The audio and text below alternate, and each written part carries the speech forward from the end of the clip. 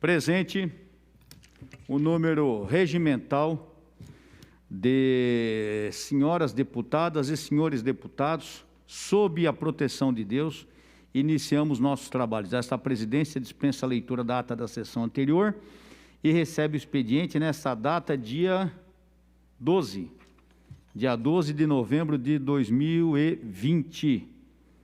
Iniciamos o pequeno expediente com os seguintes oradores inscritos. Deputado Ricardo Melão, deputado Rodrigo Gambale e deputado Douglas Garcia. Vossa Excelência tem o tempo regimental.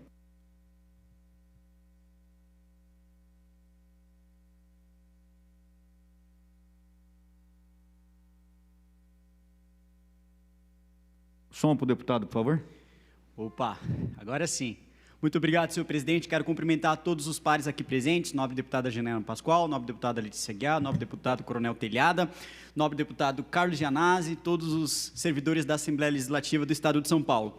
Senhor presidente, eu subo a esta tribuna hoje para comunicar à população do Estado de São Paulo que eu entrei com uma ação popular no Tribunal de Justiça do Estado de São Paulo contra o governador João Dória, solicitando ao TJ a imediata suspensão da contratação feita pelo governador com a empresa chinesa Sinovac. Não houve transparência nenhuma por parte do governador João Dória durante todo este processo de testes. Não mostrou protocolos internacionais, nem muito menos aqueles que estariam seguindo a fiscalização da aplicação desses protocolos internacionais. E quando eu solicitei pela primeira vez, através de requerimentos de informação no mês de julho deste ano, respondeu de forma chula, pífia, nem um pouco objetiva. E a segunda vez que eu enviei requerimento de informação em outubro deste ano, respondeu de forma pior ainda, ou seja, ao que tudo indica, o governador João Dória está querendo esconder alguma coisa. E ontem saiu uma matéria estarrecedora na CNN, um absurdo, que o governo João Dória, através de um contrato, tem cláusulas com conteúdos ali, digamos, confidenciais, que não podem vir ao conhecimento do público. Ora, teria razão a administração pública ter conteúdos confidenciais quando se trata de segurança nacional. Isso não é matéria do governador do Estado de São Paulo, ao se tratar do combate ao coronavírus através da produção da vacina contra o Covid-19. Isto não é matéria que está sendo discutida, não faz sentido nenhum possuir cláusulas confidenciais, com conteúdos confidenciais, e é por essas questões, por envolver questões tão delicadas à população do Estado de São Paulo, que podem impactar diretamente na vida do cidadão, a elaboração deste contrato absurdo, que hoje eu entrei com esta ação no Tribunal de Justiça do Estado de São Paulo, solicitando a imediata suspensão deste contrato.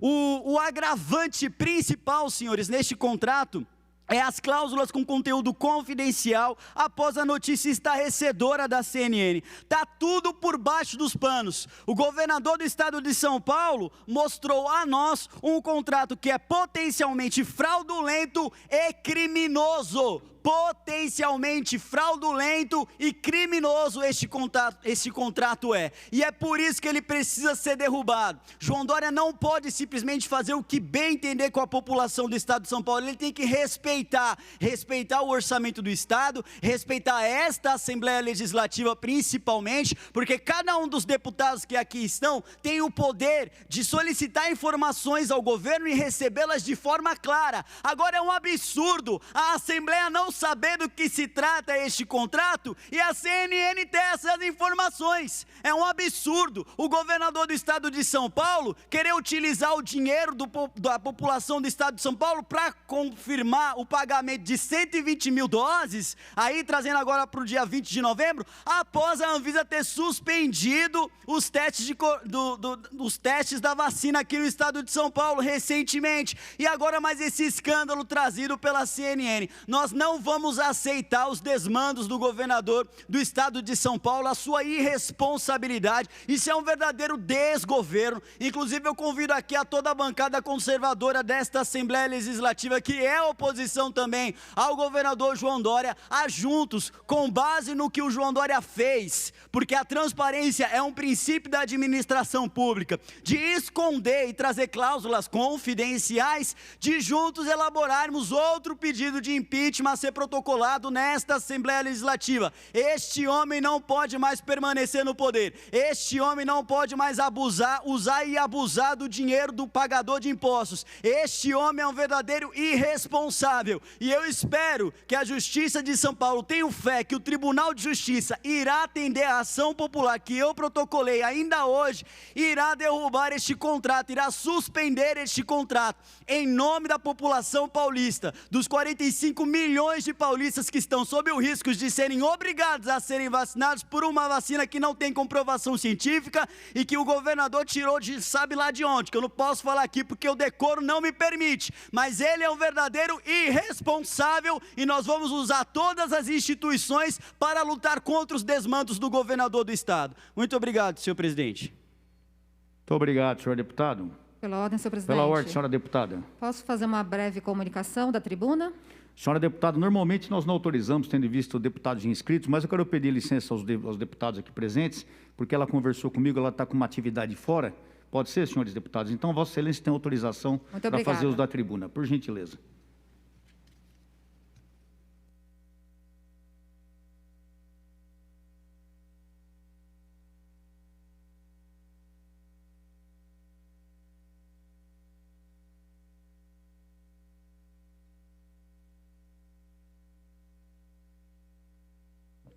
Obrigada, senhor presidente, senhores deputados. Boa tarde a todos que nos acompanham pela rede Alesp.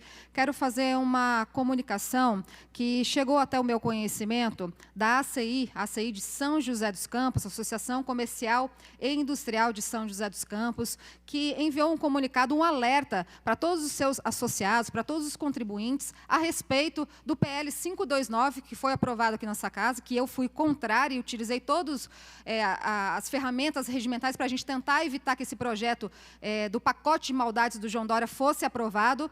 Infelizmente, ele foi aprovado, e com isso foi aprovado também o aumento de impostos e a autonomia e a independência para que o governador João Dória revogue créditos e aumente impostos como ele bem entender. Isso é bastante preocupante, porque enquanto você ficou em casa, enquanto você ficou desempregado, enquanto a sua empresa, o seu estabelecimento comercial teve que fechar as portas, muitos empresários, comerciantes, empreendedores passaram enormes dificuldades e ainda estão passando, o governador João Dória foi para o Caribe com a família. Nada contra dele ter o lazer com a família dele, isso é um direito de todas as pessoas, mas o problema é a hipocrisia do governador João Dória. O PSDB é assim, é a maneira do PSDB de operar, é o modus operandi do PSDB, é tudo do jeito deles, como eles querem, e não ouvem as pessoas, a população, a quem eles devem honrar o seu mandato.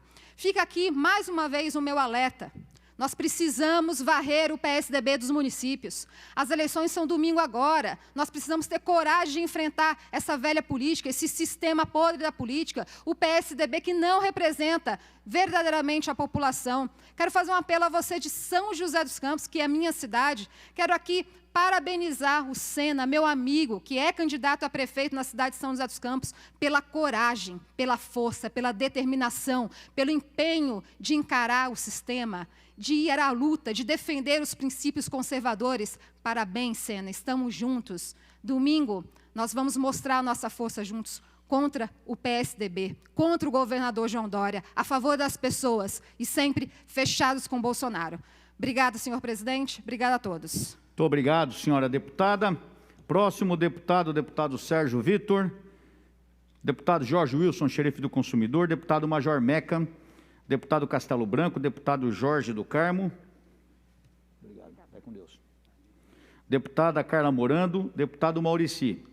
Deputado Marcos Damasio. Deputado Carlos Gianazzi. Vossa Excelência tem o tempo regimental.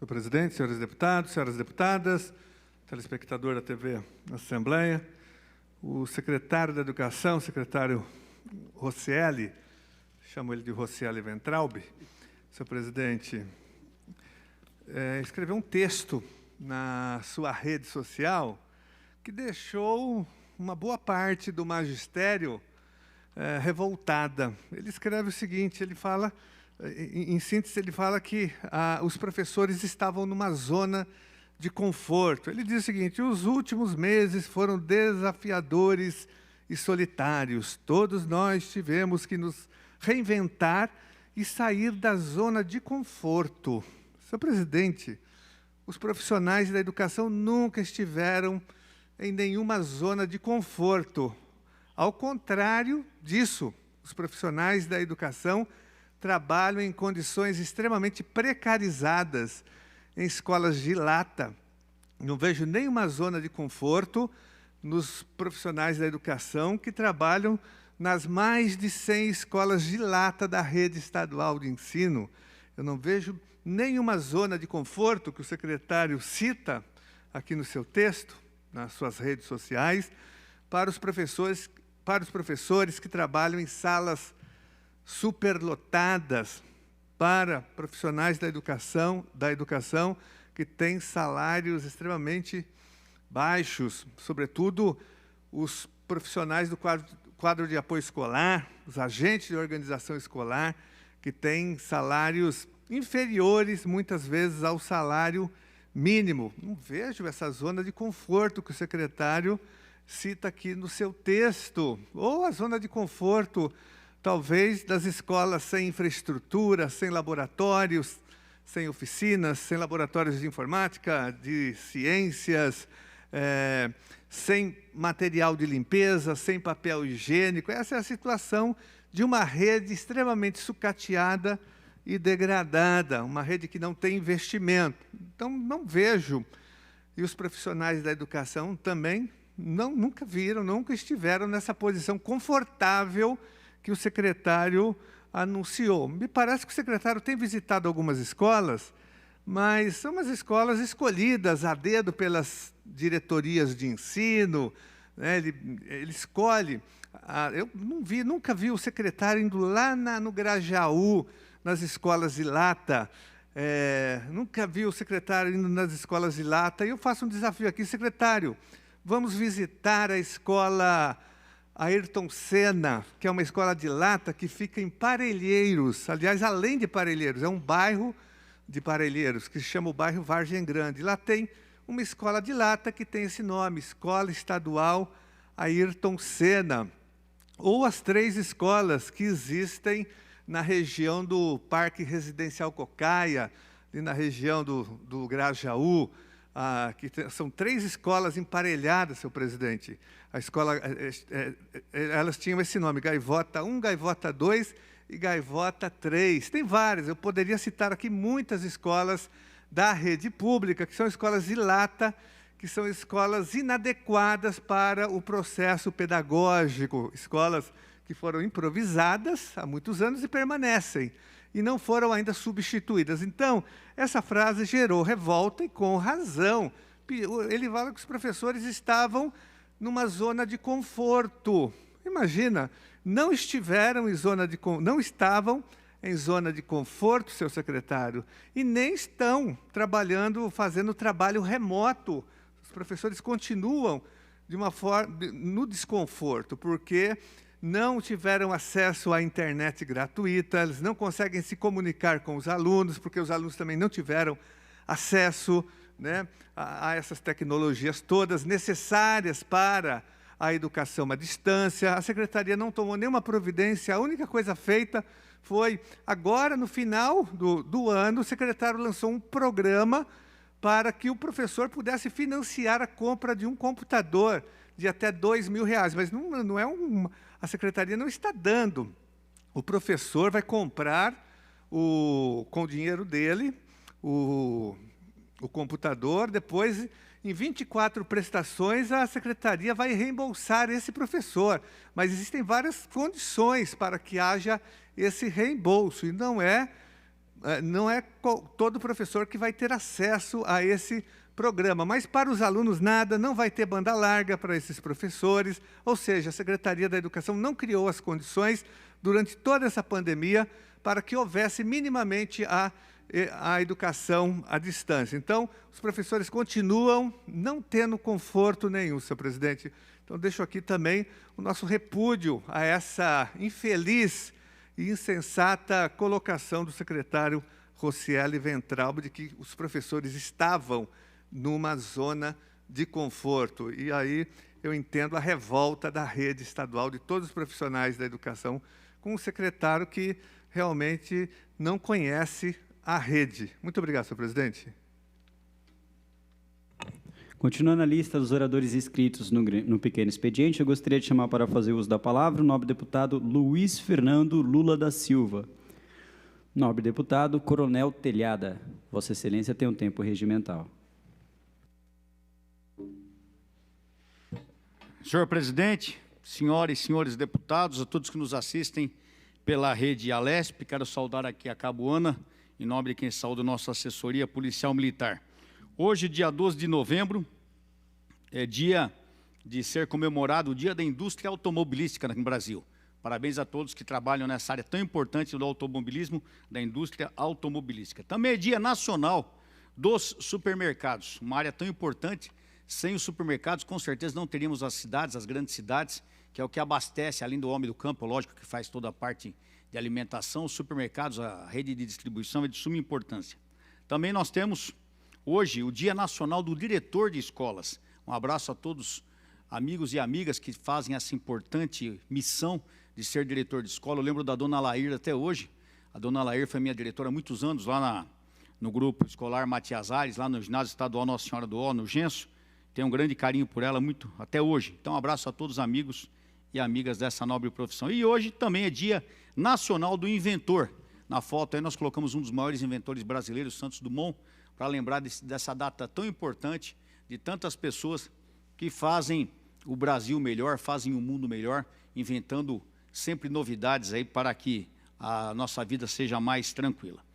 Pois bem, hoje, dia 12 de novembro de 2020, quero trazer um alerta aqui a toda a população de São Paulo, porque eu já tenho ouvido falar há algum tempo nisso e realmente comecei a ficar preocupado. Muita gente já tem alertado que depois da eleição do dia 15 de novembro, depois de domingo, muitos governos aí talvez decretem um novo lockdown, um novo fechamento.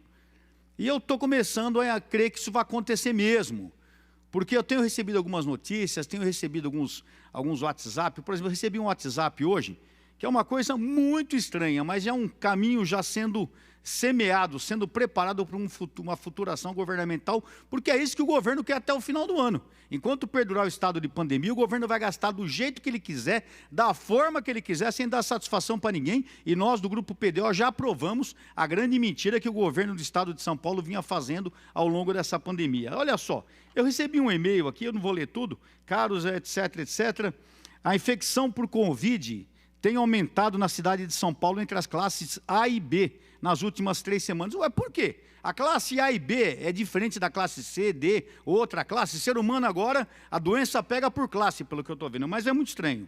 E vários hospitais de que tem informação ou vivência direto, quem diz isso aqui seria uma médico infectologista. Eu não vou citar o nome dele porque eu não sei se porque eu não sei se é verdade isso aqui ou não, é fake news.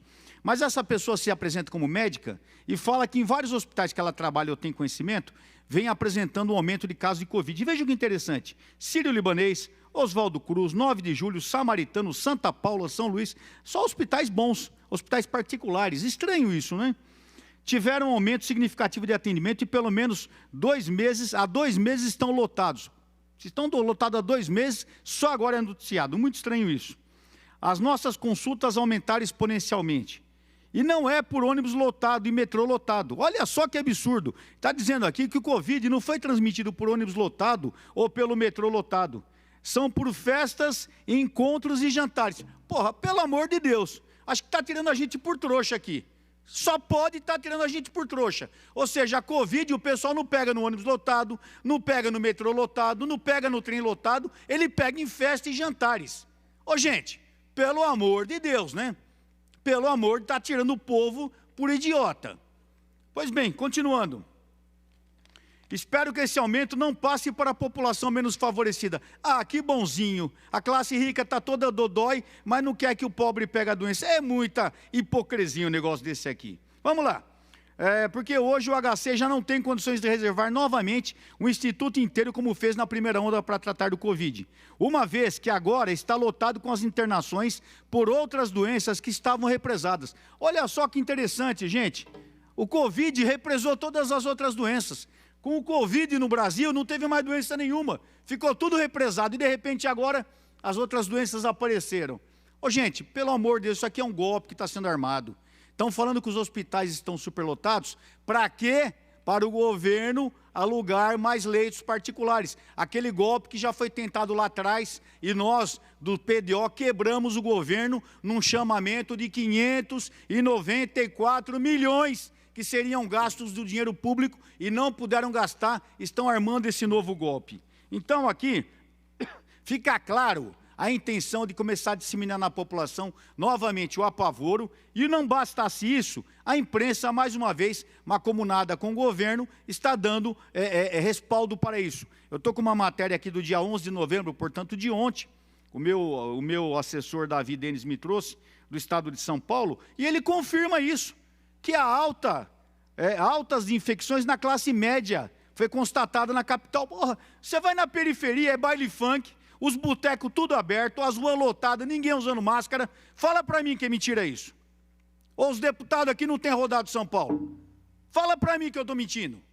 E agora vem falar que a classe média alta está doente, que precisa de hospital. Ou seja, olha o golpe sendo armado. E não bastasse isso, esse jornal Estado de São Paulo, ele ainda cita os hospitais que estão lotados. Vejam que coincidência. Sírio-Libanês, HCOR no Paraíso, Hospital Vila Nova Star, ele diz aqui que atende principalmente o pessoal de alta renda, São Camilo e outros hospitais aqui, tudo de classe A.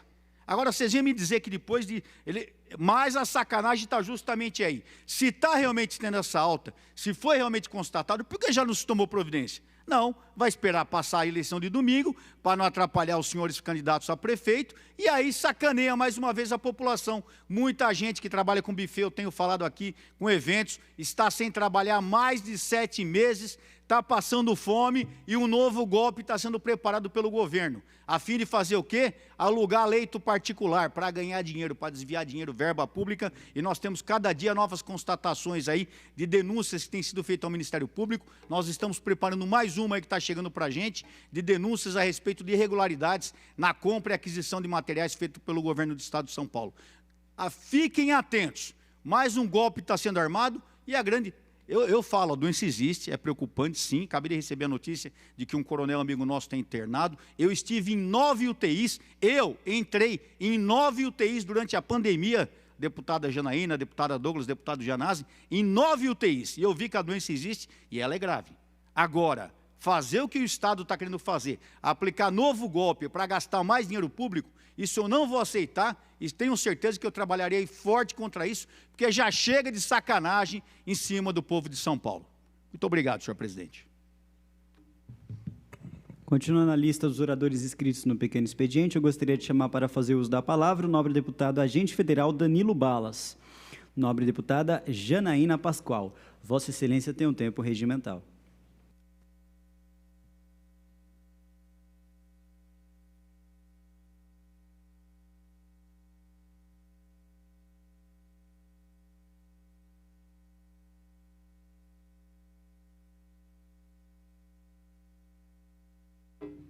Muito obrigada, senhor presidente. Cumprimento Vossa Excelência, todos os colegas presentes, as pessoas que nos acompanham, os funcionários da casa. Eu queria conversar um pouquinho, nessa primeira intervenção, sobre essa denúncia da CNN referente ao contrato que teria sido firmado entre o Instituto Butantan e a empresa chinesa Sinovac para o desenvolvimento da vacina Coronavac. Eu entrei em contato com a CNN para tentar obter os documentos que foram noticiados, porque houve apenas alguns trechos e ninguém leu o documento na íntegra.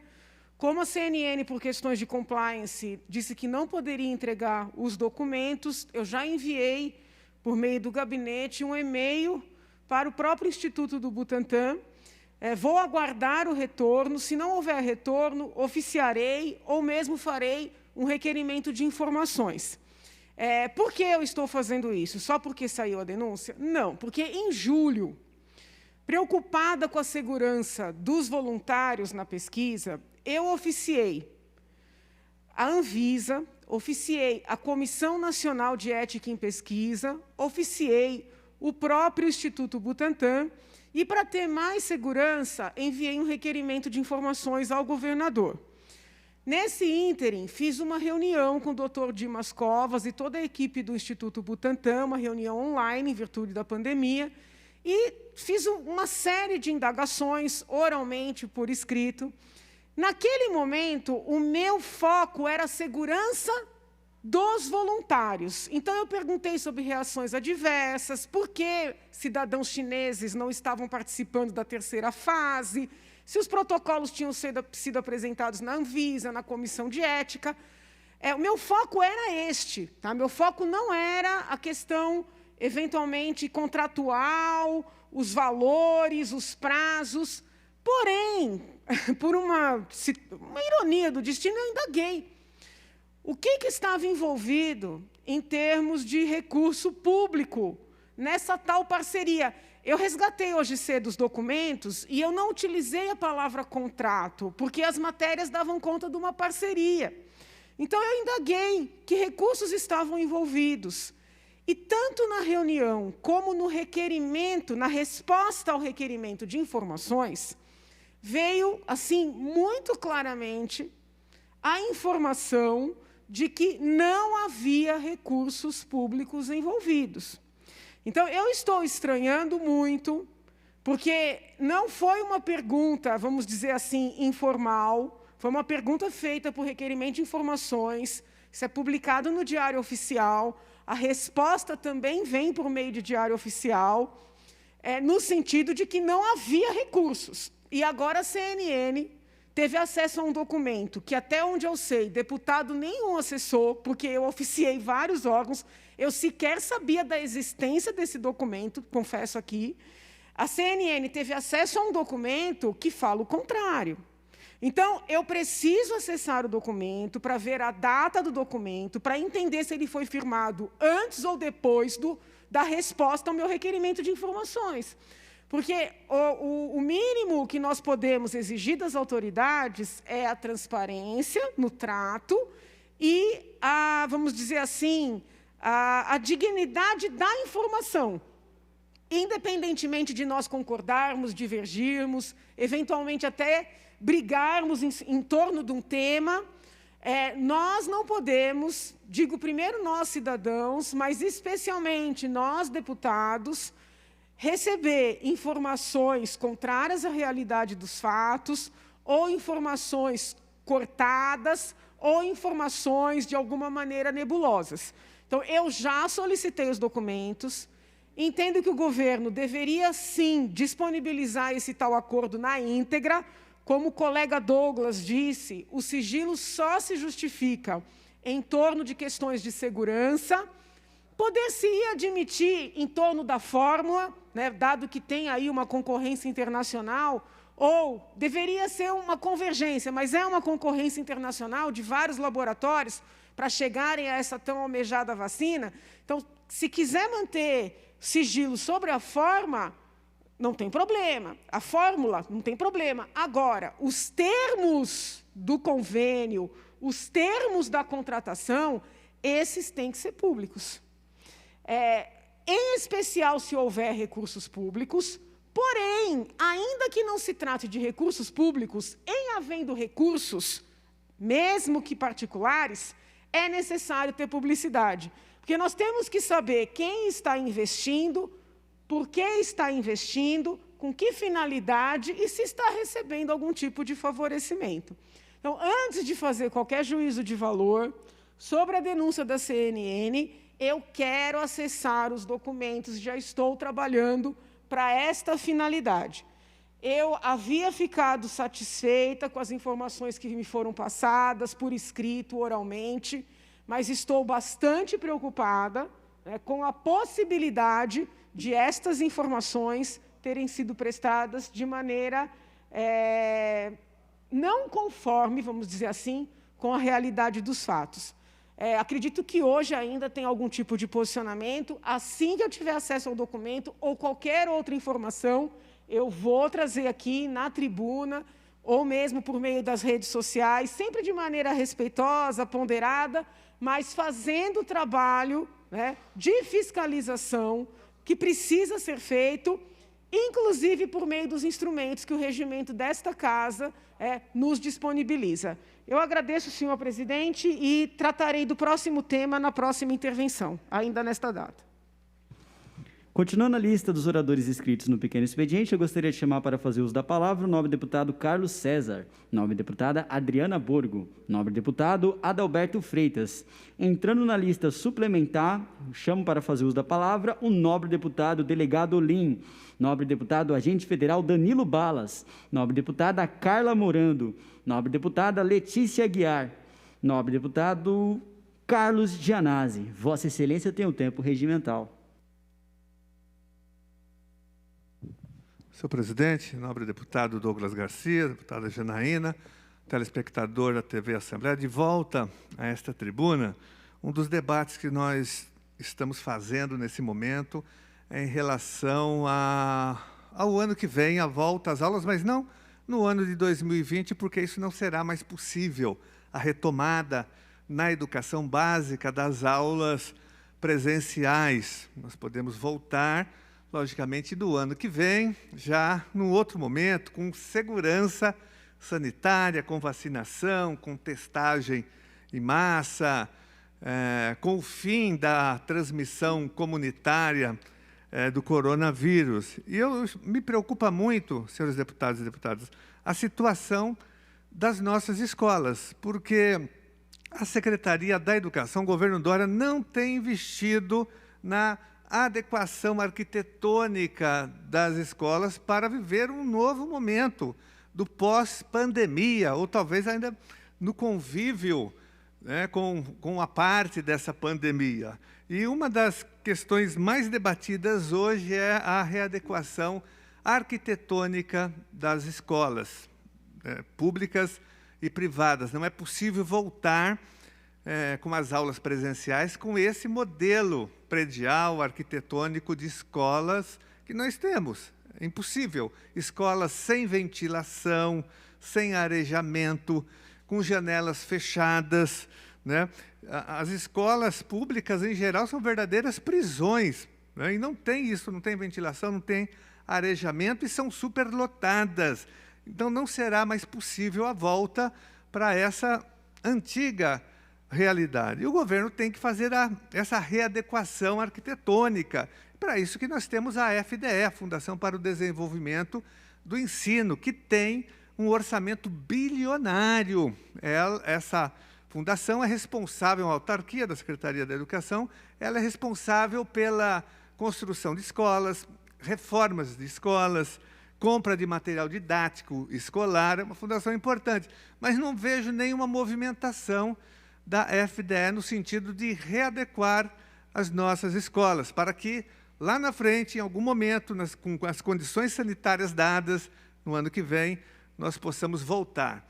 Então, esse é um ponto. E eu apresentei 2 projetos de lei, são 2 projetos antigos, que eles contribuem exatamente com isso. O primeiro deles é em relação à superlotação de salas, um projeto que eu apresentei em 2007, o projeto já foi aprovado em todas as comissões aqui da Assembleia Legislativa, ele já está pronto para ser votado. Eu me refiro aqui ao projeto 517 de 2007, que coloca um fim na superlotação de salas. Esse projeto estipula um número máximo de alunos em cada nível de ensino. E um outro projeto importante também, que eu já tinha apresentado 2 vezes, mas agora ele está com o número de 128/19, é um projeto que obriga o Estado a reconstruir as escolas de lata do Estado de São Paulo em transformar as escolas de lata, que são muitas, são mais de 100,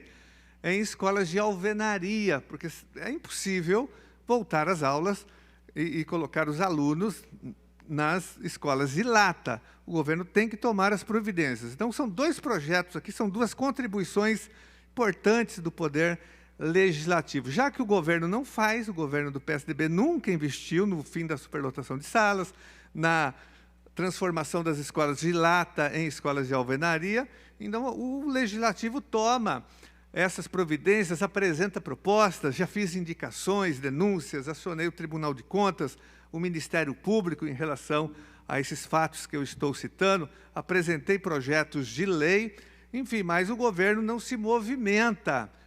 Então, nós temos que fazer essa pressão. Então, eu peço o apoio, a ajuda de todos os deputados e deputadas para que nós possamos aprovar esses 2 projetos, o 517 de 2007, que acaba com a superlotação de salas na rede estadual, e o PL 128 de 2019, que obriga o Estado, ele tem um prazo para isso, logicamente, para que ele faça a transformação das escolas de lata em escolas de alvenaria, para que nós possamos, em algum momento, voltar com as aulas presenciais, mas com segurança e sem superlotação de salas. Não dá mais para manter 40, 50 alunos numa sala de aula. Nem mesmo 35 é possível, né, com a nova realidade que nós vamos nos defrontar no ano que vem, senhor presidente. Então, por isso que eu peço a ajuda do governo. E o governo, quando eu digo que o governo não fez nada para mudar essa situação, eu registro aqui 2 exemplos. 2 escolas que foram incendiadas, 2 escolas de lata, na região, uma em Parelheiros, outra na região do Grajaú. Eu me refiro aqui a 2 escolas de lata que foram incendiadas e não foram ainda reconstruídas. Há 4, 5 anos que essas escolas estão desativadas, porque elas foram, a escola de lata queima, né? Por incrível que pareça, são as que mais são incendiadas aqui no estado de São Paulo, e essas 2 escolas, eu me refiro aqui à escola Hilda Kifuri e à escola estadual professora Renata Menezes, que fica na região de Parelheiros. Essas 2 escolas não foram ainda reconstruídas, e era o momento do Estado reconstruir com alvenaria. O governo não fez isso e matriculou os alunos dessas escolas, na verdade, distribuiu em outras escolas da região, superlotando ainda mais escolas já superlotadas, e até agora não tomou nenhuma providência. Então, faço aqui um apelo ao governador Dória, ao secretário da Educação, para que as medidas sejam tomadas nesse sentido, porque senão não será possível voltar às aulas no novo cenário. Então é isso, o projeto 517, 2007 e o PL 128. Peço apoio e ajuda aqui de todos os deputados e deputadas para que ambos sejam aprovados em caráter de extrema urgência. Muito obrigado, senhor presidente. Disponha, nobre deputado. Continuando a lista dos oradores inscritos no pequeno expediente, gostaria de chamar para fazer uso da palavra a nobre deputada Janaína Pascoal. Vossa Excelência tem o tempo regimental.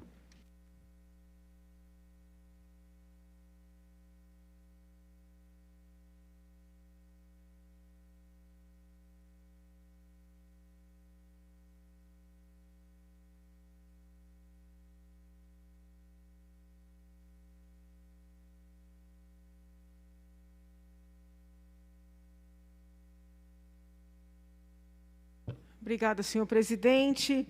Ainda no tema do decreto baixado pelo senhor governador após a reforma da Previdência, determinando desconto nas aposentadorias já estabelecidas que sejam inferiores ao teto do INSS, gostaria só de trazer uma informação.